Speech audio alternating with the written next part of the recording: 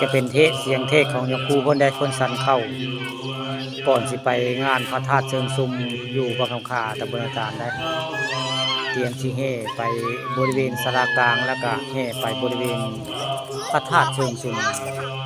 จังหวัดสกลนครในมื้อนี้ข้าปานคำมาชมข้ามาเบิ่งเหตุการณ์ในวัดบางคำขาได้ทั้งหน้าก็จะมีรถแห่นะผมรถแห่เตรียมพร้อมที่แห่ไปบริเวณวันวิสาวันวิสเ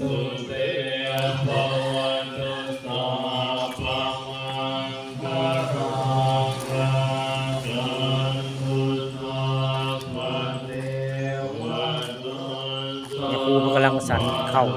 เทศอยู่ได้เดี๋ยวนี้เพิ่นสั่นเข้าเวลาแล้วเวลาพระสิพากันแห่เข้าเมืองเข้านาบ่ได้วันวิสาขบูชาได้มื้อนี้นี่คือรถแห่ทั้งหน้าได้นี่เตรียมพร้อมสิแห่เข้าไปศาลากลางไปบริเวณพระธาตุเชิงซุมมื้อนี้แต่ตอนนี้ครูจะซาเพิ่น